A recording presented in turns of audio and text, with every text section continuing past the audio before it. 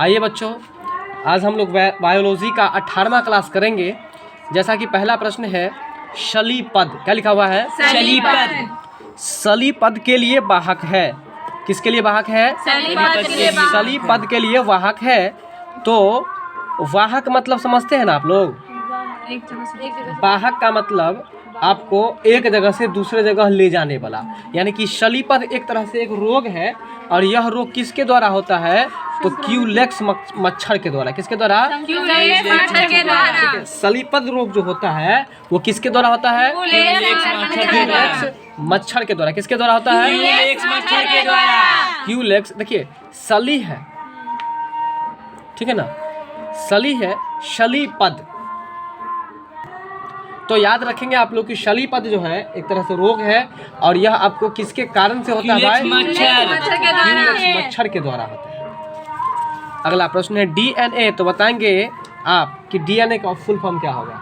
Deoxy nucleic acid होगा, ठीक है। तो डीएनए की द्विकुंडलिनी, ये प्रश्न भी हुआ था। बिल्कुल हाँ, द्विकुंडली मतलब दो आदमी है, जिसको हम लोग अंग्रेजी में यदि कहें तो चलिए। तो शलीपद जो है यह आपको है ना, शलीपद जो फैलता है किसके द्वारा? क्यूलेक्स मच्छर को काटने से। अब है डीएनए का द्विकुंडलिनी संरचना। द्वि मतलब दो, ठीक है ना। तो वही बात है, दो व्यक्ति नहीं भाई, दो कुंडलिनी मतलब दो कुंडली वाला, ठीक है। तो देखिए द्विकुंडली संरचना जो है यह किसके द्वारा दिया गया है? इसका आंसर है वाटसन और क्रिक के द्वारा। किसके द्वारा? वाटसन और क्रिक के द्वारा। क्रिक के द्वारा। अब देखिए द्विकुंडली मतलब दो हुआ ना, तो देखिए यहाँ क्या लिखा हुआ है? डबल। आप गाना सुने हैं? डबल। दुन्नू कान में डबल वाली पेन है तानी झाड़ के, ये गाना सुने हैं आप लोग? तो डबल का मतलब क्या होता है? दो। डबल का मतलब दो। तो देखिए वो इसलिए डबल हेलिक्स का मॉडल किसने दिया? तो वाटसन और क्रिक ने। तो बताइएगा डीएनए का डबल हेलिक्स मॉडल किसने दिया है? वाटसन और क्रिक ने। या डीएनए की द्विकुंडलिनी संरचना की खोज किसने किया है? वाटसन और क्रिक ने। किसने दिया? वाटसन और क्रिक ने। तो हम जो प्रश्न के बीच बीच में एक्स्ट्रा बोलते रहते हैं, इसको आप लोग बढ़िया से अनुसरण कीजिए, वो कहीं ना कहीं वो प्रश्न आपको आ ही जाएगा। तो बताएंगे एक बार पुनः, डीएनए की द्विकुंडलिनी संरचना को किसने दिया है? वाटसन एवं क्रिक ने। और डबल हेलिक्स मॉडल किसने दिया है? डबल मतलब दो। चलिए, मनुष्य में परजीवी ग्रसन पैदा करने वाले कृमि, कृमि मतलब क्या होता है? आपके पेट में होता है वो। कृमि मतलब कीड़ा, चाली, है ना। मनुष्य में परजीवी ग्रसन पैदा करने वाले कृमियों के अध्ययन को हम लोग क्या कहते हैं? इसको हम लोग हेलमिन्थोलॉजी कहते हैं। अब इस प्रश्न में ज़्यादा नहीं याद रखना है, आपको बस इतना याद रखना है। क्या याद रखना है? पढ़ेंगे अब आप लोग। कृमियों के अध्ययन को क्या कहते हैं? तो बताइए कृमियों के अध्ययन को क्या कहते हैं? कृमि जो आपके पेट में हो जाएगा तो आपका हेल्थ खराब हो जाएगा ना, ठीक है। तो इसलिए हेलमिन्थोलॉजी, बोलिएगा जरा। हेलमिन्थोलॉजी में किसका अध्ययन किया जाएगा? कृमियों का अध्ययन किया जाएगा। किसका अध्ययन किया जाएगा? कृमियों का अध्ययन किया जाएगा। किस लॉजी में? हेलमिन्थोलॉजी में। अगला प्रश्न है, दलहनी पौधों की जड़ों में नाइट्रोजन पाया जाता है। बिल्कुल, नाइट्रोजन। बहुत अच्छा। तो दलहनी पौधों की जड़ों में उपस्थित सूक्ष्म जीवों के द्वारा वायुमंडल के किस गैस का प्रयोग किया जाता है?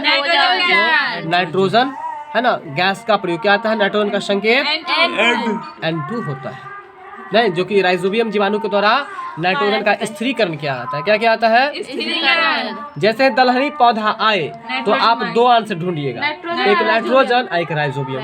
सेम भी आ सकता है। दूसरा आपको दलहनी पौधा का नाम भी आ सकता है, जैसे कि दलहनी का कोई ले लीजिए ना, ऐसा जैसे सेम और अरहर ले लीजिए, मूंग, ये सब ले लीजिए, ठीक है। जितना भी दलहनी पौधा है उसमें नाइट्रोजन गैस का आपको प्रयोग किया जाता है। किसके लिए? स्थिरीकरण के लिए। अगला है सभी सूक्ष्म जीवों में सबसे अधिक अनुकूलशील, यानी कि एडेप्टेबल, अंग्रेजी क्या होता है? एडेप्टेबल। अनुकूलशील का अंग्रेजी क्या होता है? एडेप्टेबल।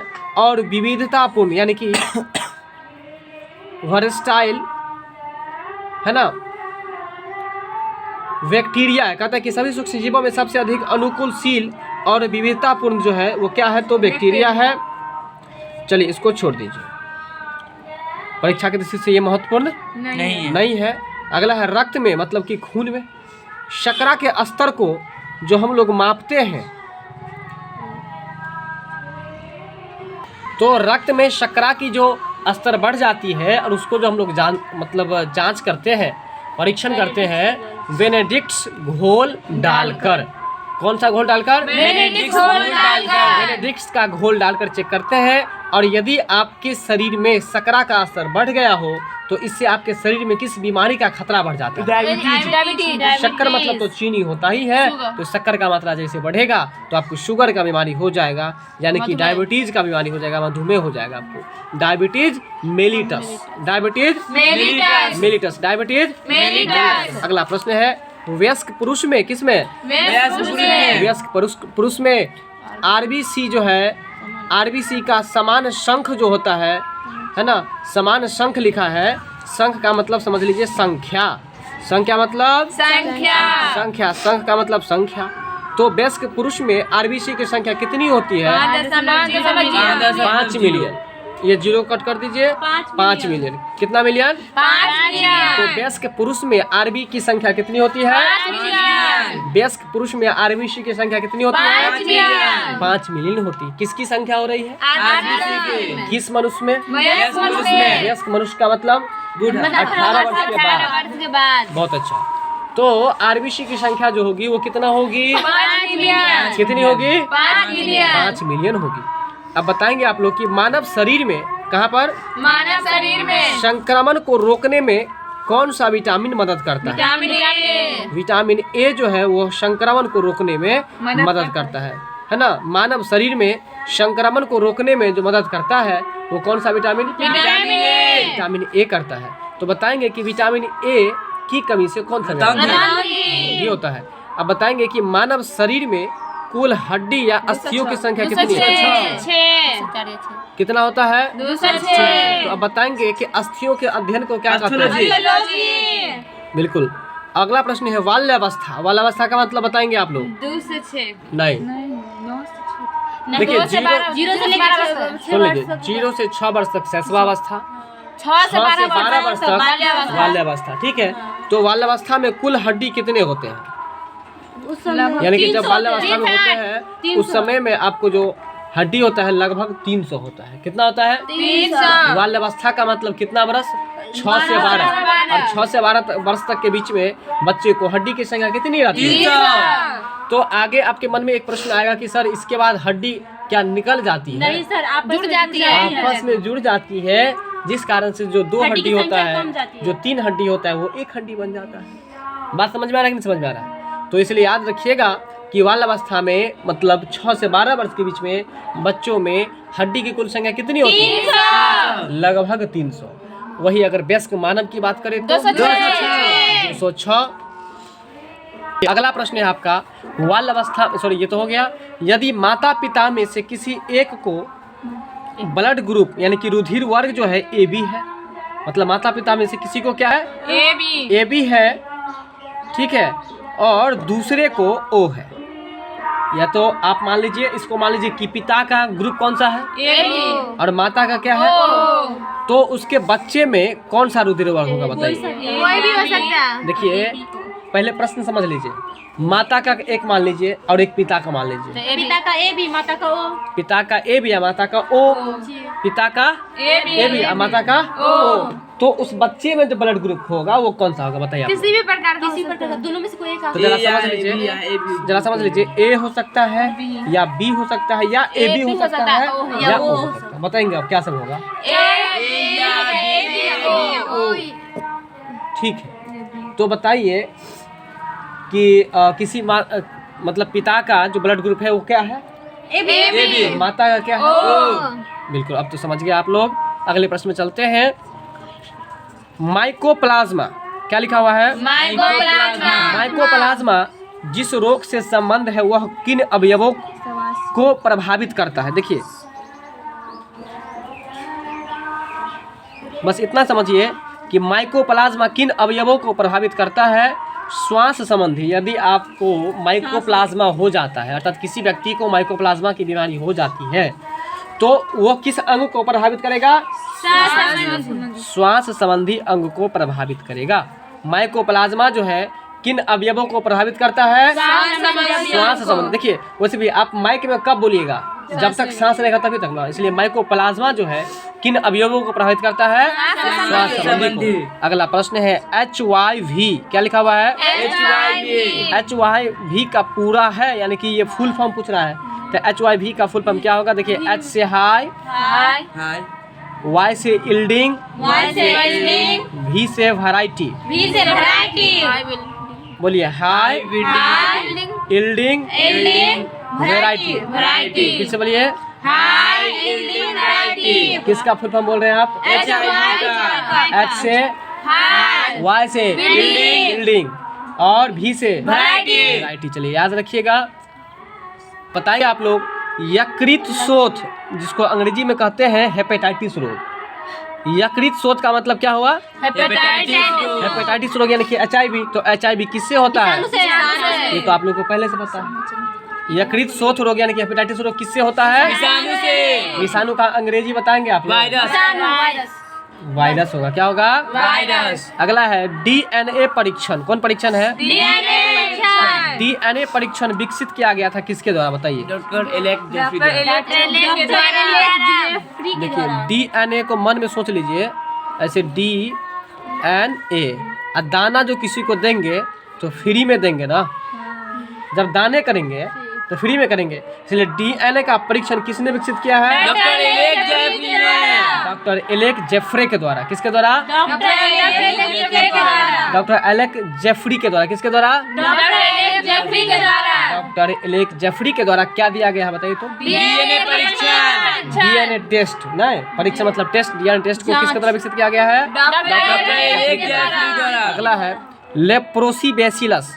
लेप्रोसीबैसिलस का आविष्कार किया था, किसने किया था? लेप्रोसीबैसिलस का आविष्कार किसने किया था? तो हैंसन ने किया था। लेप्रोसीबैसिलस, किस बैसिलस की बात कर रहे हैं? लेप्रोसीबैसिलस का आविष्कार किसने किया था? हैंसन ने। देखिए एक बात बताइए, बताएं आप लोगों को, लेप्रोसी को याद कर लीजिए। बिल्कुल बिल्कुल बिल्कुल वही बात हम ही बता रहे हैं।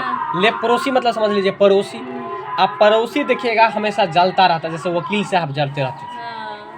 वकील साहब क्यों दुखी थे? अपने पड़ोसी को देख के। LIC वाले बीमा एजेंट को देख करके नहीं। तो कहने का मतलब पड़ोसी को जो देखिएगा कि मान के चलिए अगर किसी लड़की को अच्छा लड़का मिल जाए या लड़का को अच्छा लड़की मिल जाए तो क्या है? जेहन संत है न। क्या बोलेगा? जेहन सन। क्या बोलेगा? जेहन सन। इसी से याद कर लीजिए कि लेप्रोसी नामक बैसिलस का आविष्कार किसने किया? हैंसन ने किया। लेप्रोसी बैसिलस का आविष्कार किसने किया है? हैंसन ने किया है। आइए बात करते हैं अगले प्रश्न पर। प्लेग जो बीमारी है वो आपको किससे फैलता है? वायु के माध्यम देखिए प्लेग को समझ लीजिए, प्ले। और प्ले मतलब क्या होता है? खेलना। आप कहाँ पर खेलेगा? जहाँ पर वायु चलेगा, मतलब हवा चलेगा। चलिए याद कर लीजिए कि प्लेग एक बीमारी है जो किससे फैलता है? किसके माध्यम से? वायु के माध्यम से, यानी कि हवा के माध्यम से। अब बताएंगे आप कि डिप्थीरिया रोग किससे होता है? जीवाणु से। तो डिप्थीरिया जो होता है वो जीवाणु से होता है। और यह कैसा रोग है? तो आप याद रखिएगा, यह एक इन्फेक्शन वाला रोग है, यानी कि संक्रामक रोग है। एक व्यक्ति से दूसरे व्यक्ति में फंसता है। बिल्कुल सही बात है। तो बताएंगे आप लोग कि रेशम कीटों का अध्ययन, किसका अध्ययन? रेशम कीटों का अध्ययन कौन सा कल्चर कहलाएगा भाई? सेरीकल्चर। देखिए रेशम कीट सब जो मर जाता है तो सड़ के मर जाता है ना। ठीक है, तो बताइए रेशम कीटों का अध्ययन सेरीकल्चर। अच्छा, तो बताएंगे आप लोग कि फलों और सब्जियों का उत्पादन हॉर्टिकल्चर। क्योंकि सब्जी और फल कहाँ लाने के लिए जाएंगे? तो बताइए अंगूर का उत्पादन विटीकल्चर। बिल्कुल। पौधे में श्वसन क्रिया जो होती है, देखिए पौधा जो सांस लेता है दिन और रात दोनों लेता है, लेकिन अंतर एक ही है कि दिन में वह कार्बन डाइऑक्साइड लेता है और रात में वह ऑक्सीजन लेता है। दिन में कार्बन डाइऑक्साइड लेता है और रात में ऑक्सीजन लेता है और कार्बन डाइऑक्साइड छोड़ता है। इसीलिए रात को हमें पेड़ पौधा के नीचे नहीं सोना चाहिए। तुलसी और पीपल के अलावा नहीं सोना चाहिए किसी पर, नहीं किसी पेड़ के बगल में। तो बताएंगे निद्रा के दौरान जब मतलब आप सोए रहते हैं, जब आप सोए रहते हैं उस समय आपका ब्लड प्रेशर यानी कि रक्तचाप घटता है, बढ़ता है कि घटता है? घट जाता है ना, क्योंकि ब्लड प्रेशर जो स्लो होता है ना, तभी तो आप आराम की मतलब सांस लेते हैं, बिल्कुल नहीं। चलिए तो बताइए निद्रा के दौरान आपका रक्तचाप बढ़ेगा कि घटेगा? घटता है। श्वसन प्रक्रिया, श्वसन प्रक्रिया का मतलब सांस लेने की प्रक्रिया। सांस लेने की प्रक्रिया में क्या मुक्त होती है, मतलब क्या निकलती है? सही बात है। आप कभी किसी धावक को दौड़ते हुए देखे हैं? जब वो दौड़ता है तो आप देखिएगा कि सांस कैसे लेता है, लंबा लंबा लेता रहता है। क्यों लेता है लंबा लंबा? क्योंकि वो जो दौड़ के आता है तो उसको मतलब उनके मतलब बॉडी से मतलब ये ऊर्जा खपत होती है। बिल्कुल सही बात। खपत की बात तो जाने दीजिए, लेकिन वो देखिएगा कि सांस नाक से ले आता है, लेकिन वो मुंह से भी सांस मुंह से लेता भी है, लेता है। क्योंकि सांस लेने से ऊर्जा निकलता है। वही बात तो यहाँ पर बता रहा है कि श्वसन प्रक्रिया में क्या मुक्त होती है? ऊर्जा। ऊर्जा। जब आप सांस लीजिए तो एनर्जी मिलेगा। बात समझ में आ रहा है? तो श्वसन प्रक्रिया के दौरान क्या मुक्त होती है? ऊर्जा। मुक्त होना कहिए चाहे निकलना कहिए, तो क्या निकलती है? ऊर्जा निकलती है। अब नहीं ना भूलिएगा ये प्रश्न। तो बताइए कि पीयूष ग्रंथि शरीर के किस भाग में रहता है? बताइए। मस्तिष्क में। सही बात है। पीयूष ग्रंथि कहाँ पर आता है? मस्तिष्क में। मस्तिष्क में रहता है। पीयूष ग्रंथि कहाँ रहता है? मस्तिष्क में। तो मस्तिष्क में रहता है। इसके बाद पादप, पादप मतलब पौधा, पादप मतलब पौधा। पौधा द्वारा बड़ी मात्रा में अपेक्षित तत्व कौन सा है? यानी कि पौधा के द्वारा बड़ी मात्रा में अपेक्षित का मतलब आप उससे अपेक्षा करते हैं, आप उससे क्या करते हैं? अपेक्षा करते हैं। तो पादप द्वारा जो अपेक्षित तत्व है वो कौन सा है? तो नाइट्रोजन है, और नाइट्रोजन का संकेत N2 होता है। क्या होता है? N2 होता है। बताइए ट्यूबरकुलोसिस जिसका शॉर्ट फॉर्म बताइए। टीबी। टीवी ना, टी और वी। टीबी जो होता है वो आपको माइकोबैक्टीरियम ट्यूबरकुलोसिस के द्वारा, किसके द्वारा? माइकोबैक्टीरियम ट्यूबरकुलोसिस द्वारा। माइको है, माइक्रो नहीं, माइकोबैक्टीरियम ट्यूबरकुलोसिस द्वारा। बताएंगे आप लोग, समझ में आ गया? चलिए एलोजोम जो होता है, एलोजोम क्या होता है बताइए आप लोग? एलोजोम जो होते हैं वह लिंग गुणसूत्र है। एलोजोम क्या होते हैं? लिंग गुणसूत्र है। एलोजोम क्या होते हैं? गुणसूत्र होते हैं ना। तो एलोजोम के बारे में जरा हम एक बार जान लेते हैं। एलोजोम क्या है? तो यह एक लिंग गुणसूत्र है।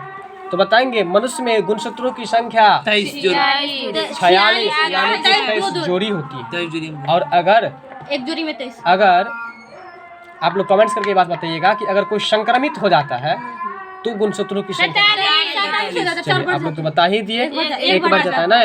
तो एलोजोम जो होते हैं वो आपको लिंग गुणसूत्र होता है। इस प्रश्न को आपको याद रखना पड़ेगा, ठीक है। शीत ऋतु में मतलब कि ठंडा ऋतु में पशुओं में प्रसुप्ति काल, देखिए सही बात है, जानते हैं पशु को, गाय भैंस को जो बच्चा होता है अक्सर किस महीना में होता है? जरा ठंडा मौसम में होता है। वैसे आदमी को भी ठंडे में अधिक देखने को मिलता है। चलिए जो भी हो, लेकिन यहाँ पर मवेशी की बात हो रही है कि जरा ध्यान दीजिए प्रश्न पर कि शीत ऋतु मतलब ठंडा ऋतु में पशुओं में जब प्रसुप्ति होता है, प्रसुप्ति मतलब वही प्रसौती, प्रसौती बोलते हैं ना गाँव घर में हम लोग। तो वो जो डिलीवरी होता है, तो वो डिलीवरी को क्या कहते हैं? उसको हाइबरनेशन कहते हैं। क्या कहते हैं? क्या कहते हैं? उसको हाइबरनेशन कहते हैं। क्या कहते हैं? बताएंगे आप लोग कि शीत ऋतु में जब पशुओं के प्रसूति काल होते हैं, प्रसूति काल, उसको हम लोग क्या कहते हैं? हाइबरनेशन। क्योंकि उस समय में आपको खूब ठंडा रहता है नहीं, और ठंडा के साथ साथ में जो है आपको जब बच्चा जब किसी को हो जाता है तो मतलब थोड़ा प्रेशर रहता है ना, नहीं तो हाइबरनेशन उसको कहते हैं। इस प्रश्न को भी आप लोग याद रखेंगे। किसी कोशिका में अचल संपत्ति माना जाता है। अचल संपत्ति जो माना जाता है, अचल संपत्ति किसे माना जाता है? न्यूक्लिक अम्ल को, ठीक है। अचल संपत्ति किसे माना जाता है? तो न्यूक्लिक अम्ल को माना जाता है। अचल संपत्ति किसे माना जाता है? न्यूक्लिक अम्ल को माना जाता है। अचल संपत्ति किसको माना जाता है? न्यूक्लिक अम्ल को माना जाता है। तो याद रखिएगा, और आप लोग 2-4 बार पढ़ेंगे इस प्रश्न को, कि अचल संपत्ति न्यूक्लिक अम्ल को बनाता है। चलिए, तो अचल संपत्ति न्यूक्लिक अम्ल को बनाता है। न्यूक्लिक अम्ल का अंग्रेजी बता दीजिए जरा आप लोग।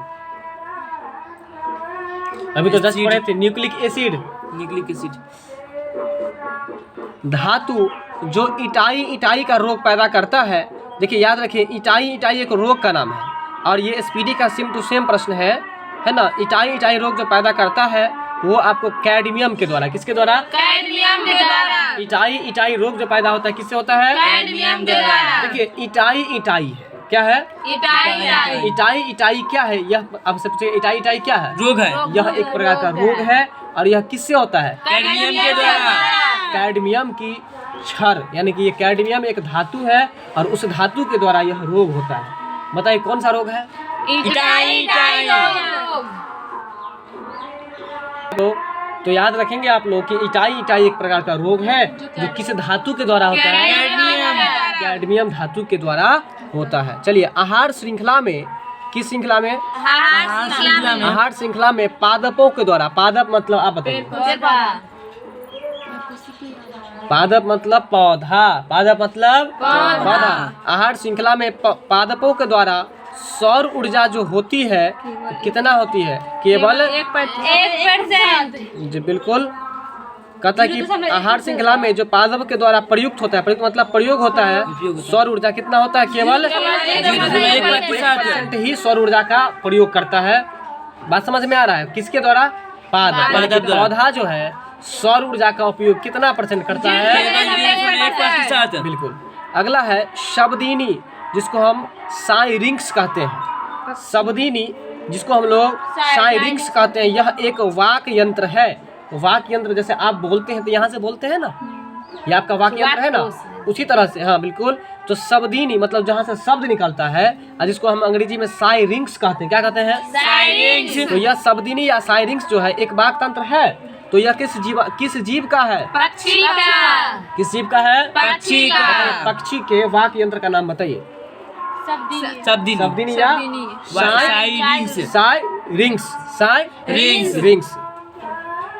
चलिए, तो बताएंगे आप लोग, मानव के शरीर में कोलेस्ट्रॉल जब बढ़ जाता है, ये प्रश्न है, यहाँ पर नहीं है लेकिन हम आपको पढ़ाए हुए हैं। बताइए आप लोग, जब कोलेस्ट्रॉल बढ़ जाता है तो इससे हृदय घात का खतरा बढ़ता है, मतलब हार्ट अटैक होने का खतरा बढ़ जाता है। तो रुधिर मतलब क्या होता है? खून। तो कहता है कि मानव शरीर में कोलेस्ट्रॉल का स्तर क्या होता है? तो 180 से 200 मिलीग्राम। आप जब भी चेक कराइएगा अपना पेशाब या ब्लड खून, तो खून में देखिएगा कोलेस्ट्रॉल का मात्रा होगा। किसका मात्रा होगा? कोलेस्ट्रॉल का। उस चार्ट में जाइएगा, देखिएगा अगर 180 तो 200 से, मतलब 180 से 200 के बीच में है तो बहुत अच्छा है। अगर कम है या ज़्यादा है तो समझिए कि खतरे की बात है। तो बताइए किसकी बात कर रहे हैं? कोलेस्ट्रॉल की बात। कितना होना चाहिए आपके शरीर में? 180 मिलीग्राम होना चाहिए, नहीं % होना चाहिए। अगला है पृथ्वी पर विशालतम। विशाल का मतलब सबसे बड़ा जीवित पक्षी कौन सा है? पक्षी कहेगा तो शुतुरमुर्ग हो जाएगा। याद रखिएगा, शुतुरमुर्ग होगा। और सबसे बड़ा स्तनपाई कहेगा तो नीली होए। और सबसे बड़ा बच्चा पैदा करने वाला जीव हाथी। ठीक है। सबसे बड़ा जीवित पक्षी शुतुरमुर्ग। सबसे बड़ा जीवित पक्षी कौन सा है? शुतुरमुर्ग है, जिसको अंग्रेजी में हम लोग ऑस्ट्रिच कहते हैं। क्या कहते हैं? ऑस्ट्रिच। आज का सेशन यही लास्ट होता है और 1-2 प्रश्न आप लोग बता देंगे मुझे कि प्लेग बीमारी जो होता है, प्लेग, वो आपको किस माध्यम से फैलता है? तो बताइए कि मानव शरीर में कुल हड्डियों की संख्या 206 और बच्चे में 300 लगभग। HIV का पूरा नाम क्या होगा? बताइए। High variety. तो बताएंगे DNA परीक्षण को किसने विकसित किया है? बिल्कुल सही बात है। अगला, रेशम कीटों का संबंध किस अध्ययन से? ट्यूबरकुलोसिस संक्रमण जो होता है वो आपको किस जीवाणु से होता है? माइकोबैक्टीरियम ट्यूबरकुलोसिस के द्वारा। किसके द्वारा? अब बताइए कि पक्षी का वाक तंत्र का नाम क्या है? शब्दिनी या ठीक है। एक प्रश्न और बता दीजिए कि शीत ऋतु में पशुओं में जब प्रसूति काल होता है डिलीवरी होने का समय उसको क्या कहते हैं? हाइबरनेशन। हाइबरनेशन। क्या कहते हैं? हाइबरनेशन कहते हैं। हमारा सेशन यहीं पर लास्ट होता है। बहुत बहुत धन्यवाद। मिलते हैं हम लोग अगले वीडियो में।